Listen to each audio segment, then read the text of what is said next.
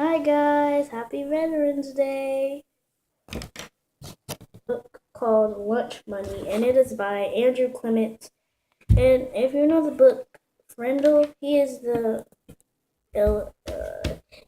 person, he is the author who made that book. If you've ever read it, but the book is called Lunch Money.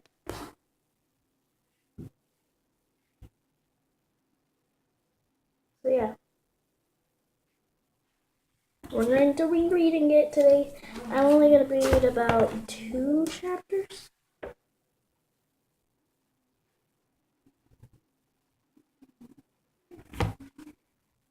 3 chapters.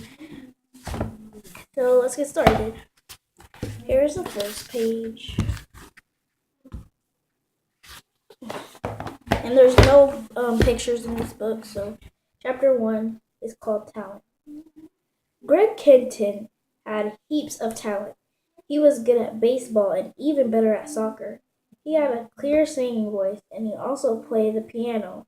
He was a whiz at sketching and drawing, and he did well at school. Reading, science, music, writing, art, math, gym, social studies, the whole deal. But as he was at all these things, but as good as he was at all these things, Greg's greatest talent had always been money. Greg had never taken money lessons. He hadn't had a money tutor or wait, guys. Actually, I'm on page 8. Sorry. I just want to start from the page I was on. He was thin but wiry and strong enough to tackle any job he put his mind to. Greg raked and bagged leaves in the fall and again in the spring. He washed cars all spring, summer, and fall. On hot days, he sold lemonade. He shoveled snow and salted icy sidewalks in the winter. Greg became a feeder of cats, a walker of dogs, and a collector of mail and newspapers for people on vacation. He swept garages and straightened up messy basements. If people ever decided to throw things away, Greg kept this good stuff for himself and hauled it home to his own little corner of the Kenton family garage.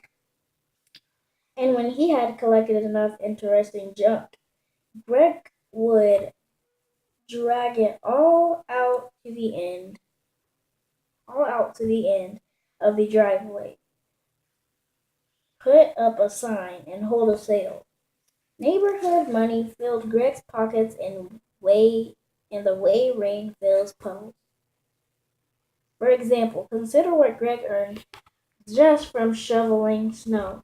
He had 8 customers within 2 blocks of his house, and every time it snowed, he shoveled their front walks for a flat rate, $10. The winter of the winter, the winter of the winter of his third grade year, it snowed 6 times.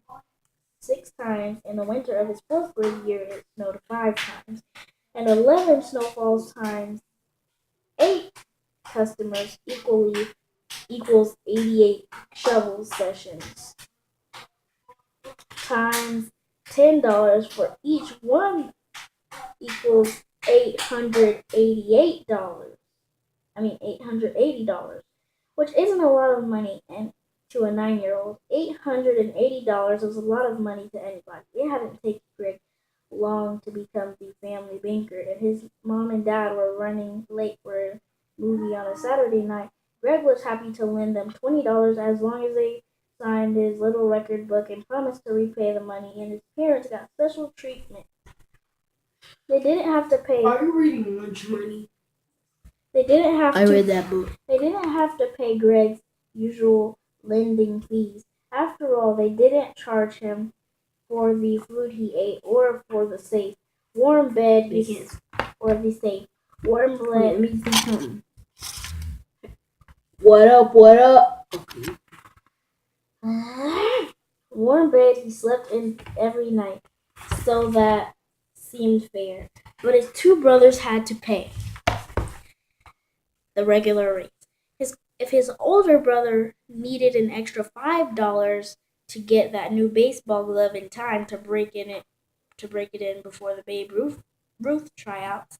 Greg was happy to lend the money as long as Edward signed the book and promised to pay back the $5 one week later, plus a 50-cent fee, and Greg got the old mitt as part of the deal because a used baseball glove might be worth something at his next driveway sale.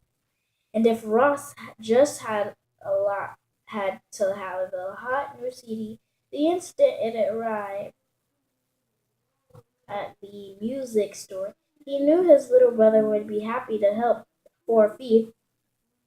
But Ross and Edward made fun of Greg money making schemes.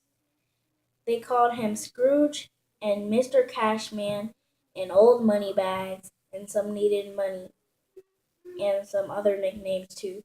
Still, whenever they needed money, they knew they would always be welcome at the First Family Bank of Greg. One Thursday, shortly after Greg had finished fourth grade, his dad pulled a reference book off of a shelf next to the computer in the family room. Along with the information he'd been looking for, he also found 12 $5 bills tucked between the pages. Only one person in the family could have owned that money. So at bedtime that night, he told Greg that he found it. Greg sat straight up in bed. "You put it all back, right?" his dad said. "Absolutely. But how about we go to the bank on Saturday morning and open up a savings account? That's where your money belongs." Greg had looked at him suspiciously. "Why?" "Because your money will be safe at the bank and it'll be there when you need it, like when you go to college," Greg said. "But I can't get my money out before then. Like if I see something I need at a yard sale." His dad nodded. "You're allowed to get your money anytime you want, but if you take the money out of the bank, then the money won't grow." "Grow?" said Greg. "You mean earn interest, right?" A little surprised, his dad had nodded and said, "Right, earn interest. If you put $100 in the bank and leave it there for 1 year, the bank will add $5 more to it, so then you'll have $105. That's called earning 5% interest a year, and all the money has to do is sit there. Pretty neat, huh?" Greg thought about it. "So my money just sits there?" His dad said, "Well, actually, the bank will probably lend your money to other people, and then those other people will pay the bank interest for being able to use it, just like the bank pays you that $5 of interest so that you can use your money." Greg said, "And I only get $5 if I let the bank use my $100 for a whole year? That stinks. Because if I spend $2 on lemon juice, sugar and paper cups. And if I sell 30 cups of lemonade this weekend, then in one weekend I'll make more money than the bank would pay me all year." "That's true," his dad said. Making your own business investments as a way to earn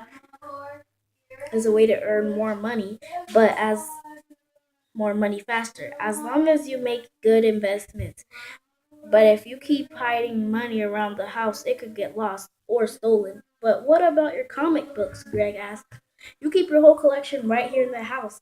His dad nodded. "True, but I've got an insurance policy on them, and a special policy most on the most valuable ones. And if something happened to my comics, the insurance company would pay me back the money they're worth." "But if you can't get an insurance policy on money itself unless you keep it in a bank. So if our house burned down, you'd have no money at all, none, and you'd get nothing back." That's got Greg's attention. Burned down, you'd have no money at all, none, and you'd get nothing back. That's got Greg's attention. The next day, Greg had retrieved money from around 30 different hiding places around the house and yard and garage. And on Saturday morning, he had gone to the bank and opened his own savings account with a first deposit. That amazed his dad more than that wasn't even all of Greg's money, just most of it. He kept a couple $100 at home because Greg already understood that sometimes a business person needs money right away. But I keep like slobbing. That's why I'm doing this. So if you see me doing that, that's because like spit keeps like coming down. So I'm sorry. At age 11, he was well on his way to success, always on the lookout for new money making opportunities. And then one day, Greg Hinton made the greatest financial discovery of his young life. Chapter 2. So guys, I'm not gonna read chapter 2 today on camera. I am gonna read it right now, but I'm not gonna read it on camera because like this video is already 11 minutes and 30 seconds. And what page did I start on? Page 8. Page 8. Okay, we're at page 8, 9.